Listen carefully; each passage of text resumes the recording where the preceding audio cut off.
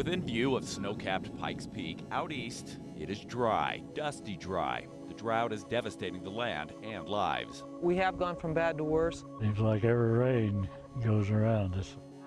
Clouds in the distance, but Colorado's southeast plains with little to no snow or rain. And winds, sustained winds, drying winds. Anytime our windmills are facing southwest, that's a bad sign. It is turning ranch and farmland into a desert landscape. There were storms this winter, only it wasn't snow. It was brown blizzards. Brown blizzards. We had no snow. The dirt was blowing with it. It was mostly dirt, but you couldn't see 50 feet in front of you driving. You couldn't tell which side of the road you was on.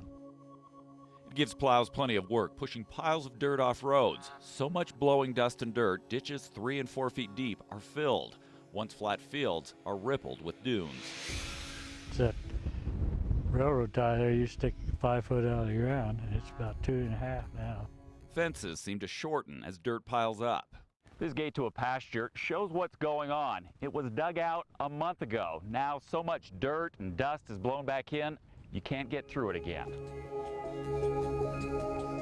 Dust storms in 2013 that echo images of the 1930s, a time when an estimated 100 million acres of land had topsoil blown away. People had to take cover as their property and possessions were buried. Many farmers and ranchers of today have taken over their operations from parents and grandparents who witnessed the 1930s Dust Bowl. Baca County was the heart of the Dust Bowl. But my parents talked about remembering their families putting wet towels down and, you know, trying to air out the house whenever you could and those types of things. And that's happening now. I've almost given up on cleaning house. Would you say you're living in a Dust Bowl? Right here we are. This classification of Southeast Colorado in the worst drought category is very much justified.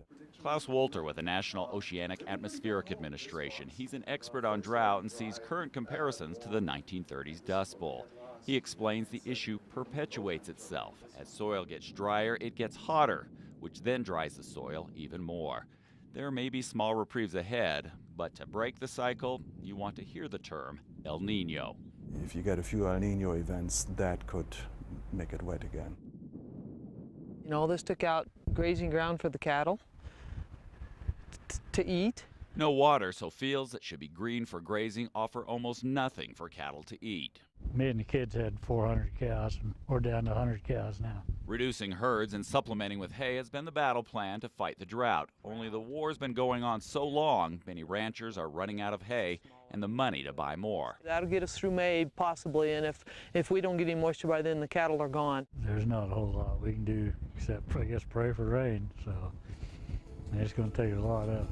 A drought burying, blowing away, and drying up the farms and ranches of southeast Colorado.